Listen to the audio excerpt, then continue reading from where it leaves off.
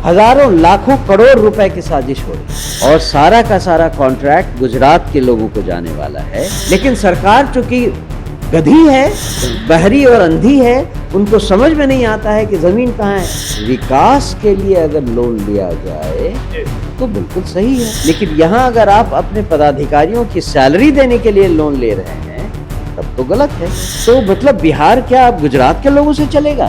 नमस्कार, live series देख रहे हैं आप। देखिए, बिहार में नई सरकार का गठन हो चुका है और नई सरकार बनने के साथ ही एक्शन मोड में भी नजर आ रही है। लेकिन बिहार में विपक्ष की ओर से लगातार सवाल खड़े किए जा रहे हैं। कहा जा रहा है कि बिहार का वित्तीय प्रबंधन यानी कि फाइनेंशियल मैनेजमेंट जो है पूरी तरीके से बेपटरी हो गया है, खजाना खाली है। जनसुराज की ओर से भी आरोप लगाए गए थे और कहा गया था कि जितना जीडीपी है, जीडीपी का 37% जो है सरकार लोन ले चुकी है। लेकिन सदन में आपको याद होगा कि किस तरह से बिहार के उप मुख्यमंत्री सह वित्त मंत्री हैं विजेंद्र यादव, उन्होंने कहा है कि कहीं कोई दिक्कत नहीं है, सब कुछ अंडर कंट्रोल है। और विजय चौधरी तो ये तक कह दिए कि जो लालू प्रसाद यादव के समय में लाल घेरे में वित्त विभाग रहता था वह तो ऐसा नहीं है, कहीं भी ऐसी नौबत अभी नहीं आई हुई। हमारे साथ बातचीत के लिए जनसुराज के प्रदेश अध्यक्ष मनोज भारती जी मौजूद हैं। मनोज जी, सरकार की ओर से तो लगातार कहा जा रहा है कहीं भी कोई दिक्कत नहीं है, फाइनेंशियल मैनेजमेंट एकदम चकाचक है, बढ़िया है, अंडर कंट्रोल है। नहीं, अगर फाइनेंशियल मैनेजमेंट बिहार में सब ठीक है तो इतने सारे सरकारी कर्मचारियों को 3 महीने से वेतन क्यों नहीं मिल रहा है? जितने ओल्ड एज पेंशन है या छात्र लाभ कार्ड है, किसान लाभ कार्ड है, जितने भी तरह के स्कीम हैं वो सब पिछले 3 महीने से ठप पड़े हैं। आप सही है, सारी सरकारें बाहर से लोन लेती हैं और सब कुछ करती हैं, लेकिन यहाँ स्थिति तो बिल्कुल अलग है। आप अपने सरकारी ऑफिसर्स को, जो लाभार्थी आपने तय किए हुए हैं, उन सब को महीनों तक कुछ देते नहीं हैं, चूंकि आपने इतने पैसे उड़ा दिए हैं चुनाव के दौरान कि आपने अपना फ्यूचर एक्सपेंडिचर पर ध्यान ही नहीं दिया। कम से कम 1,70,00,000 महिलाओं को जो आप 10-10 हजार रुपए दे रहे थे, कम से कम इतना तो ध्यान रखते कि जब तक आप और पैसे का इंतजाम नहीं कर लेते तो जिनको अगले 3-4 महीनों में पैसे देने हैं, या शायद उन्होंने सोच लिया था कि कोई दूसरी सरकार आएगी तब तक खजाना खाली होगा, उनके सिर पे हम प्रॉब्लम खड़ी कर देंगे। लेकिन बात बहुत सीधी है। सरकार किसी भी तरह से इस बात को नकार नहीं सकती कि उसने फाइनेंशियल मिसमैनेजमेंट किया है। अगर फाइनेंशियल मिसमैनेजमेंट नहीं होता तो सरकारी अफसरों को, लाभार्थियों को 3-3 महीने तक कोई भी पैसा ना मिले, ऐसा नहीं होता। बाकी बातें जो भी हैं वो इममटेरियल है। नहीं, लेकिन कहा तो ये भी जा रहा है ना कि जिस 12,000 करोड़ रुपए के लोन को लेकर के आप लोगों ने प्रेस कॉन्फ्रेंस भी किया, आप लोग सवाल खड़े कर रहे हैं, तो वित्त मंत्री तो ये कह रहे हैं कि लोन लेना एक तो सरकार और मैनेजमेंट के लिए, विकास के लिए एक प्रक्रिया है। अमेरिका जैसा विकासशील देश भी लोन लेता है, वर्ल्ड बैंक की इसीलिए स्थापना हुई थी। तो बात तो सही है, बिल्कुल सही बात है। विकास के लिए अगर लोन लिया जाए तो बिल्कुल सही है, लेकिन यहाँ अगर आप अपने पदाधिकारियों की सैलरी देने के लिए लोन ले रहे हैं तब तो गलत है।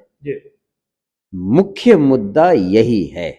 अगर आपने विकास के लिए लोन लिया होता कोई कुछ नहीं कहता, लेकिन आपने ये लोन इसलिए लिया है कि 3-3 महीने तक जिसकी सैलरी नहीं मिली है उसको सैलरी मिले। दूसरी तरफ आप जनता को बार बार परेशान करने में लगे हुए हैं। अगर 11 सैटेलाइट टाउन आपको बनाने हैं तो उन सैटेलाइट टाउन्स में लोगों की खरीद बिक्री, जमीन की खरीद बिक्री पर आप रोक क्यों लगा रहे हैं? ये लोगों की अपनी प्राइवेट प्रॉपर्टी है, उस पर आप कैसे उनको रोक लगा सकते हैं? ये तो उनके अधिकार के, फंडामेंटल राइट के खिलाफ है। अगर आपको सैटेलाइट टाउन बनाना है तो आप ऐसी जमीन ढूंढिए जहां पर वो किसी का हक ना हो, और ऐसी जमीन अवेलेबल है।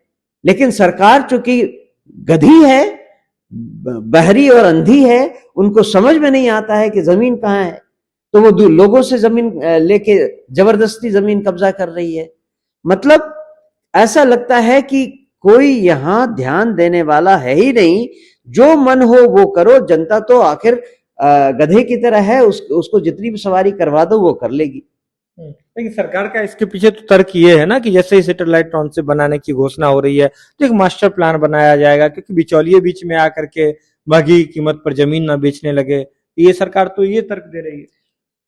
सरकार चाहे तर्क जो भी दे, अगर आपने अपना सैटेलाइट टाउन इस जगह बनाया जहां किसी की प्राइवेट जमीन नहीं है, तब ऐसा कैसे हो सकता है? और एक बार आपने अगर डेजिग्नेट कर दिया कि ये एरिया सैटेलाइट टाउन होगा, उसमें कम से कम प्राइवेट लैंड इन्वॉल्व हो, ऐसा भी तो आप कर सकते हैं। हर शहर के पास ऐसी जगह है, ऐसी नदी है जहां पर नदियों ने आपसे जमीन छीन करके रखा हुआ है। नदियों को चैनलाइज कीजिए, आपके पास सैटेलाइट शहर के लिए और पता नहीं और क्या क्या के लिए जमीन मिलेगी। आप लोगों का उनके हक में जो है उसको आप क्यों मार रहे हैं? लेकिन जिस तरह से सरकार अब सैटेलाइट, आप ही ने अभी चर्चा की, जिस तरह से सरकार 11 सैटेलाइट टाउन बनाने बसाने की चर्चा हो रही है इधर, और एक दूसरी ओर खजाना खाली होने की बातें जो है वह सामने आ रही है, तो ये तो सरकार तो विकास का काम तो कर रही है ना, डेवलपमेंट की तरफ तो चल रहा है। मुझे नहीं लगता है कि लोग इस बात को समझ रहे हैं और सरकार इस बात को खुलकर बता रही है। जो खबर आई है वो ये कि जो सैटेलाइट टाउन्स का कॉन्सेप्ट है ये गुजराती मर्चेंट्स ने आकर उनको दिया है, और सारा का सारा कॉन्ट्रैक्ट गुजरात के लोगों को जाने वाला है, जिससे कि ये पैसे कमाएंगे और गुजरात के लोग पैसे कमाएंगे। तो ऐसे लोगों को ये सैटेलाइट टाउन्स का जिम्मा दिया जाएगा जिनको सरकार को अभी पैसा नहीं देना पड़े, वो पैसा लगाएं और प्रॉफिट कमाएं। लग रहा है इसमें साजिश हो रही है। निश्चित रूप से हजारों लाखों करोड़ रुपए की साजिश हो रही है। 11 सैटेलाइट टाउन, उनका डिजाइन बनाना, उनको एग्जीक्यूट करना, अगर आप बाहर वालों को दे रहे हैं और सब केवल गुजरात से आने वाले हैं, तो ये कहां की ओपननेस है? कौन सा ऐसा मेथड है जिसको आप नजरअंदाज करके सारे के सारे प्रोजेक्ट कहीं एक राज्य के लोगों को, गुजराती लोगों को दे देंगे? ये कहां से संभव है? और सुनने में ये भी आया है कि यहां जितने भी ऑफिसर थे नीतीश बाबू के सपोर्ट, मतलब उनके कार्य में सहायता के लिए, उन सबको अब यहां से हटाया जा रहा है और उनके बदले जो नए ऑफिसर लाए जा रहे हैं वो सब गुजरात से आ रहे हैं। तो मतलब बिहार क्या अब गुजरात के लोगों से चलेगा? और सम्राट चौधरी को एक मुखौटा बनाकर आपने रख दिया है। तो देखिए, ये तो समझिए, जनसुराज के प्रदेश अध्यक्ष मनोज भारती जी ने गंभीर सवाल खड़े किए हैं और कहा है कि जो 11 सैटेलाइट टाउनशिप बसाने की बात हो रही है तो कॉन्ट्रैक्ट किसे मिलेगा? सारे कॉन्ट्रैक्ट्स गुजरातियों को दिया जाएगा, इन्वेस्टर गुजरात से लाए जाएंगे, और इसके पीछे बड़ी साजिश है, बड़ी कहानी है। और साथ ही साथ यह भी कह रहे हैं कि राज्य सरकार का जो कोष है वह खाली है, सरकार लोन ले रही है तो विकास के लिए नहीं बल्कि सैलरी लोगों को देने के लिए ले रही है। देखिए, बहुत सारी बातें अभी चल रही है, नई सरकार का गठन हुआ है, अब आने वाले समय में पता चलेगा कि सरकार की जो रूपरेखा है, सरकार का जो कार्यकलाप है वह किस तरह का है। आपको क्या लगता है, बिल्कुल आप हमें बता सकते हैं, कमेंट बॉक्स लगातार खुले हुए हैं। यह खबर आप लाइव सीरीज के यूट्यूब पर देख रहे हैं तो आप सब्सक्राइब कर लें, फेसबुक पर देख रहे हैं तो फॉलो कर लें। जुड़े लाइव सीरीज के साथ, खबरों का सिलसिला लगातार जारी है।